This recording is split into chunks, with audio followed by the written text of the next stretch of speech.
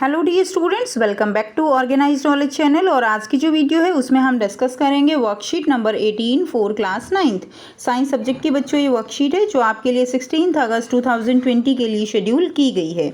आज की जो वर्कशीट है बच्चों उसमें हम चैप्टर 5 जो है वो स्टार्ट करेंगे। चैप्टर 5 है आपका the fundamental unit of life. ठीक है, यानी लाइफ की बेसिक यूनिट क्या होती है इसके बारे में पढ़ेंगे। Chapter 2 is matter around us pure. ये चैप्टर हमारा जो है ख़त्म हो चुका है, अब हम नया चैप्टर पढ़ने वाले हैं। सो वर्कशीट शुरू करने से पहले बेटा प्लीज़ चैनल को सब्सक्राइब कर लीजिए, बेल आइकन को भी प्रेस कर लो ताकि आपको आने वाली वीडियोज़ की नोटिफिकेशन वो मिल जाए।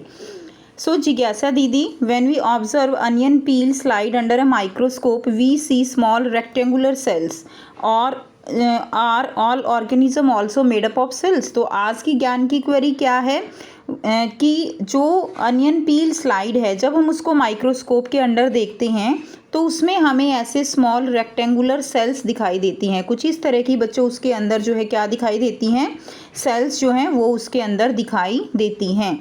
तो ज्ञान की क्वेरी है कि जो भी ऑर्गेनिजम्स हैं क्या सभी जो है वो सेल से मिलके बने हुए हैं।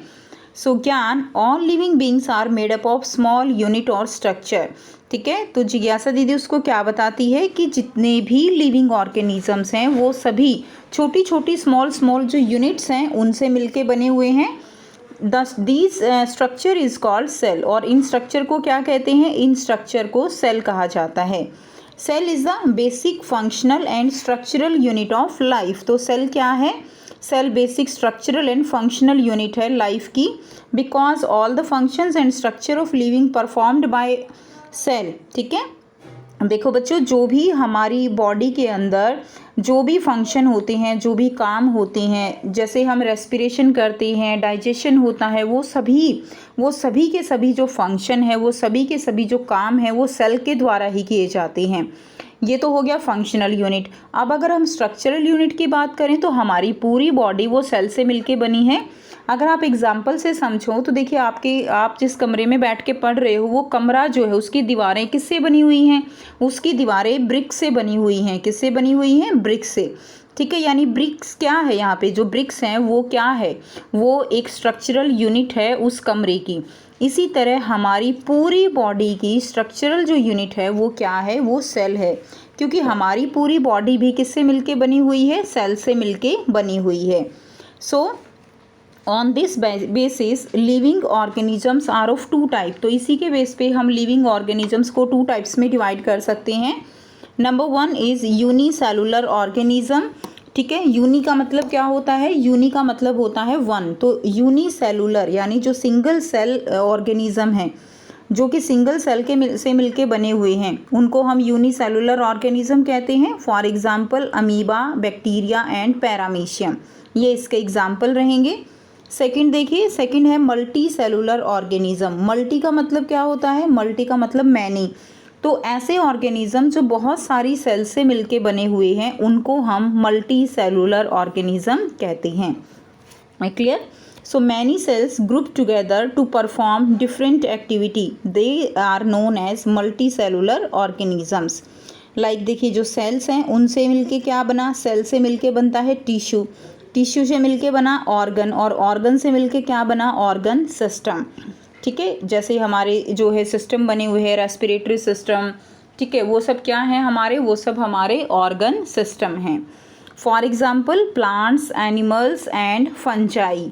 ठीक है, ये क्या रहेंगे, मल्टी सेलुलर ऑर्गेनिजम्स के एग्जाम्पल, क्योंकि ये ऑर्गेनिज्म जैसे प्लांट्स हैं, एनिमल्स हैं या फंजाई हैं, ये सभी बहुत सारी सेल से मिलके बने हैं।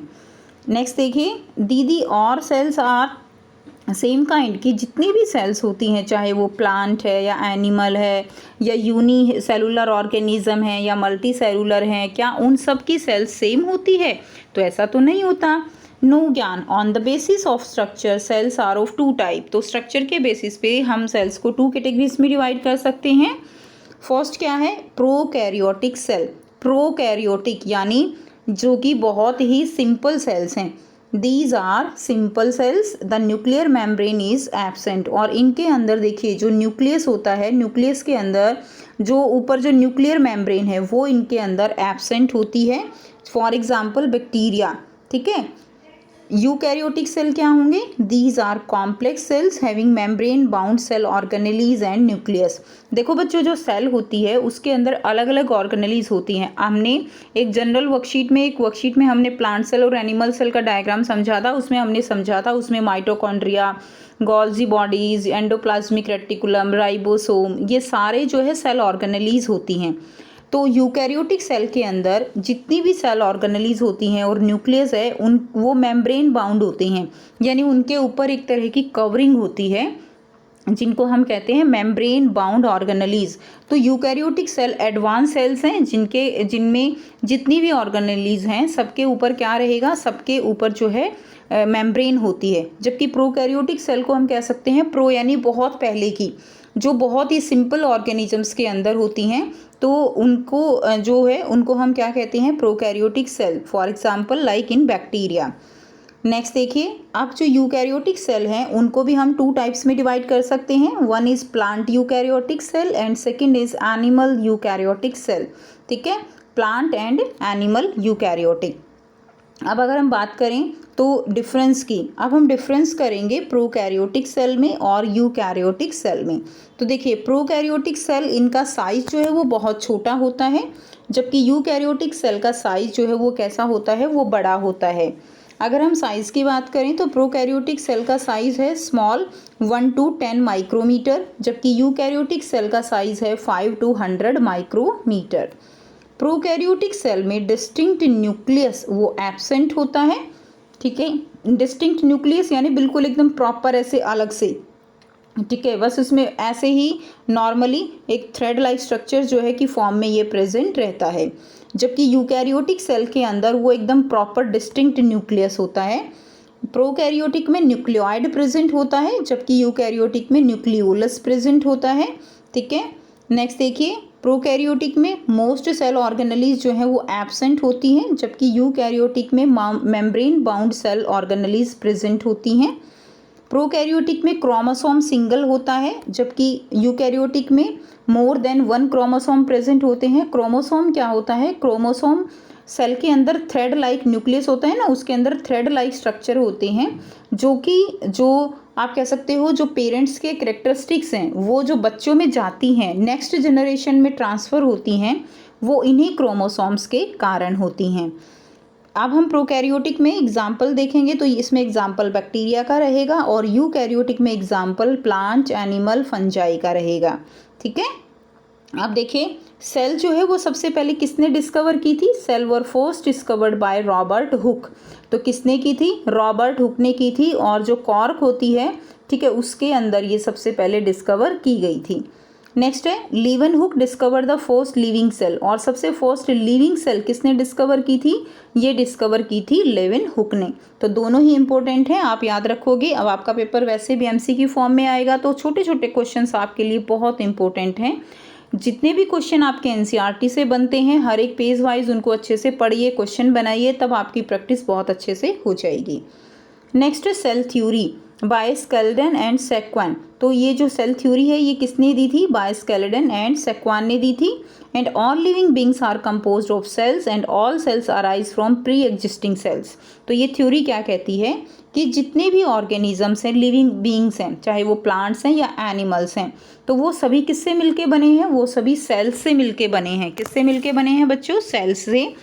And all cells arise from pre existing cells. और जितनी भी सेल्स हैं वो सभी जो सेल्स हैं वो प्री एग्जिस्टिंग यानी जो पहले से ही सेल्स एग्जिस्ट कर रही हैं उन्हीं से फॉर्म होती हैं। क्लियर है? उन्हीं से क्या है? उन्हीं से फॉर्म होंगी, प्री एग्जिस्टिंग सेल से ही बनेगी, तो उनको हम कहेंगे सेल थ्योरी। अब देखिए, बॉडी के अंदर जो डैमेज सेल्स हो जाती हैं वो डेड होती रहती हैं, न्यू जो है यंग सेल्स बनती रहती हैं। तो यही क्या है? Cell theory which is given by Schleiden and सेक्वान।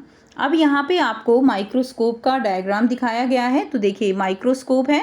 Microscope सभी बच्चों ने लैब में ज़रूर देखा होगा। इससे हम क्या करते हैं, ये छोटी छोटी जो चीज़ें होती हैं उनको बड़ा करके दिखाने के काम आता है, तो इसको हम कहेंगे माइक्रोस्कोप।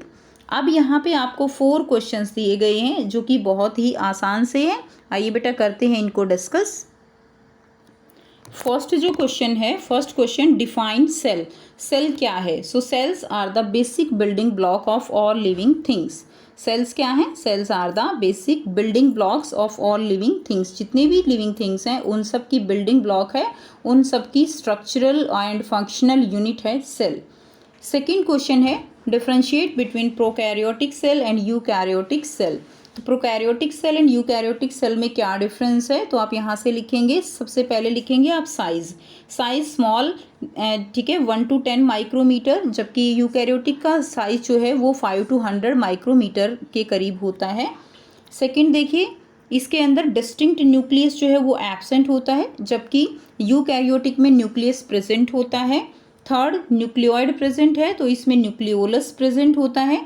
फोर्थ देखिए, मोस्ट सेल ऑर्गेनलीज एब्सेंट होती है, जबकि इसमें membrane bound cell organelles present होती हैं।